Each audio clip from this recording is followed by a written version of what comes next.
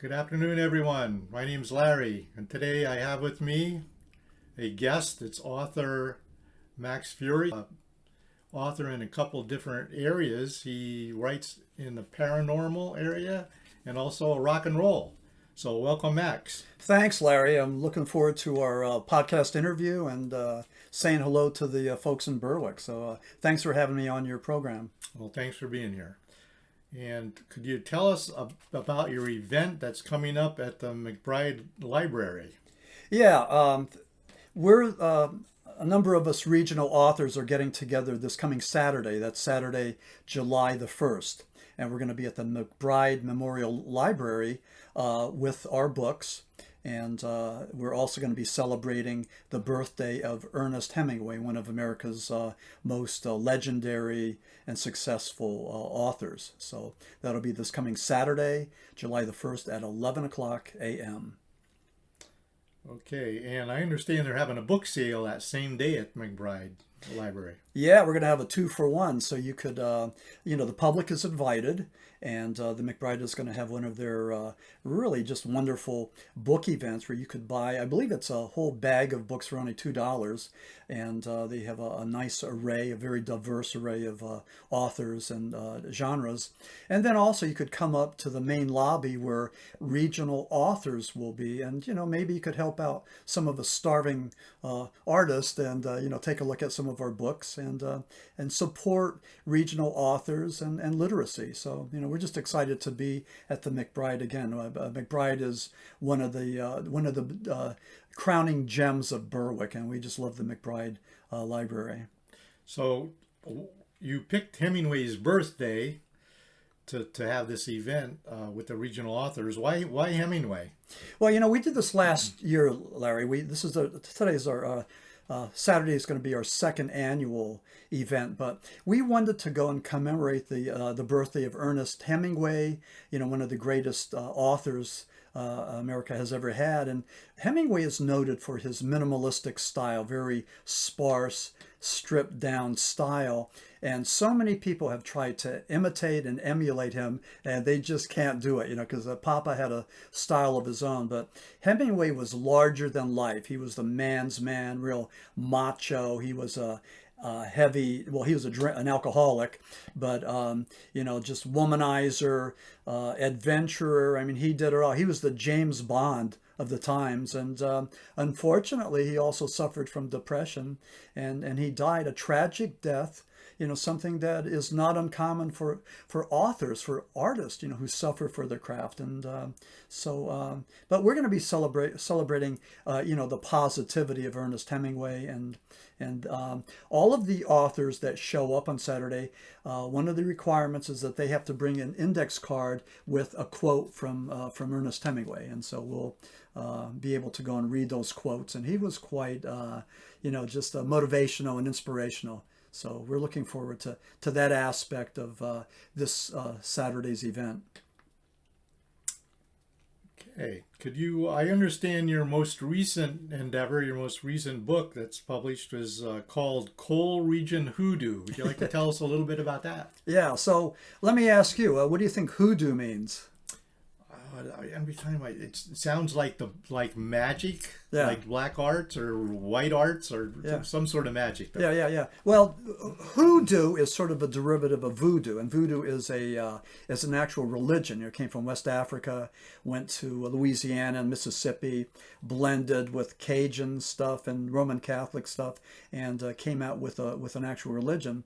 Hoodoo, on the other hand, is a spin-off. It could be a religion, but hoodoo, as I use it, can be both a blessing and a curse. And so with coal region hoodoo, I talk about various things that happened in the coal region where for example, in Shepton, the miners not only, I'm going to get this a little bit closer, the miners, two of the miners received the blessing, and then the missing miner received the curse. I mean, to this day, we don't even know what happened to the third miner at the 1963 Shepton mining disaster. So my book, Coal Region Hoodoo, takes a look at some of the paranormal events that happened in the coal region and beyond. So I'm old enough to remember a group called the Boys from what's it, Wilkes-Barre, Absolutely. and they had a little song about Timothy that had something to do with that disaster, that mining disaster. Yeah, that sort of like got me into the realm of the paranormal, and that's an interesting thing.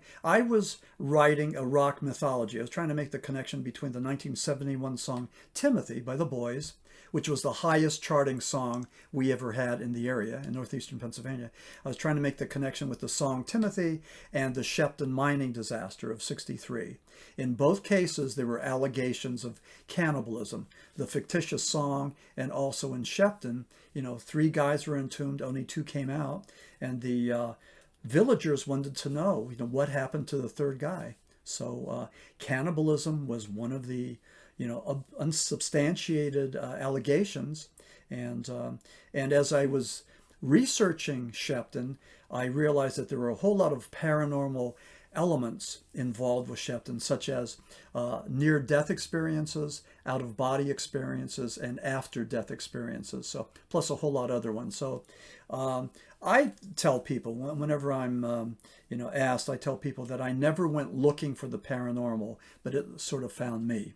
And that was with the Shepton mining disaster. That's when that all started. Your book has been described to me as being Berwick-centric. And what does that exactly mean? Well, that's what it is. It's Berwick-centric. I mean, I start with Berwick and I take a look at a number of people.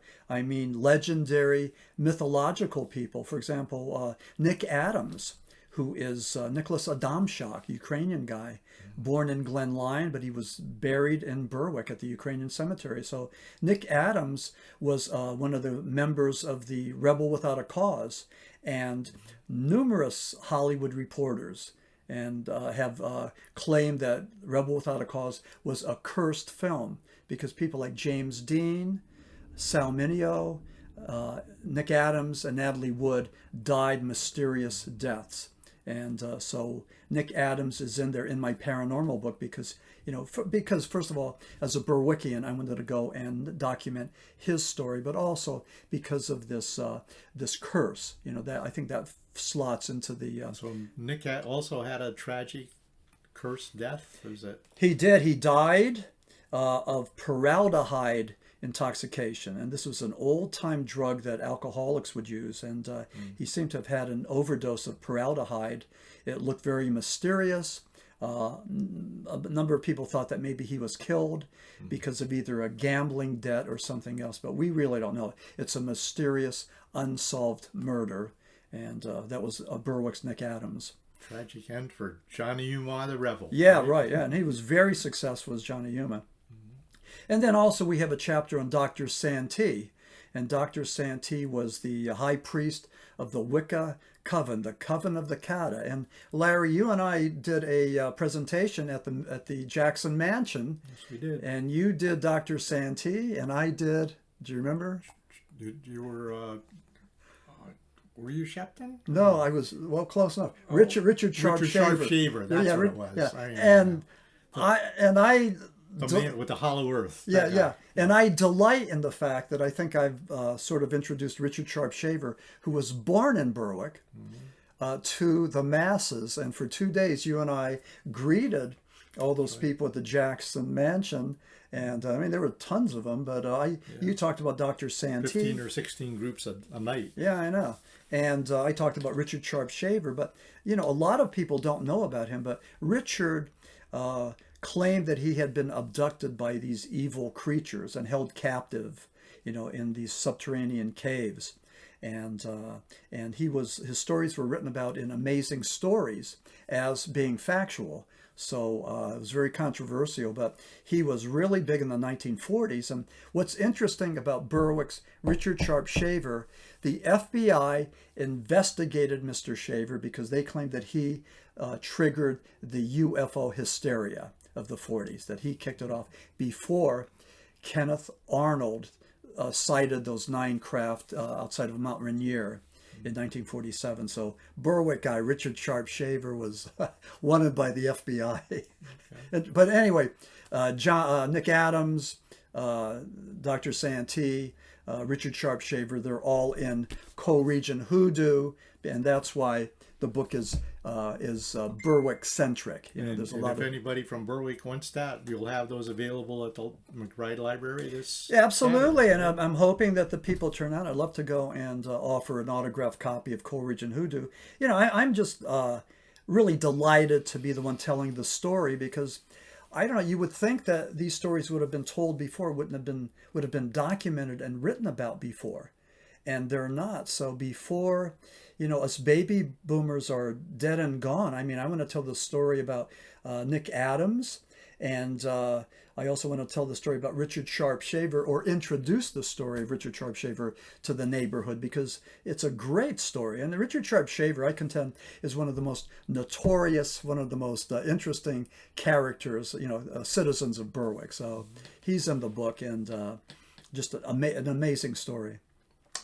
Well, thanks for being here today. Do you have anything else to say about your book or about the Hemingway birthday this Saturday or anything? Or Yeah, just I hope the people turn out. You know, like I said, the McBride Library is one of the crown jewels of Berwick, and I think we need to support that.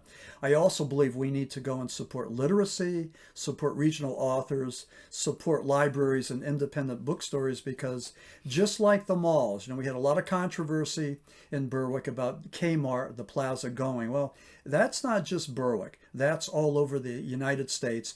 The malls are dying, they're going away, and that's because there's a lot of internet stories and places like Amazon that are just taken over. So, you know, when we have things like local, you know, support regional authors, you know, I really think that that people should support that, because we need to, and you don't want to see that go away. So, you know, I'm hoping to, you know, meet my friends and neighbors this coming Saturday, July the 1st, at the McBride Library, and it's going to be at 11 o'clock in the morning.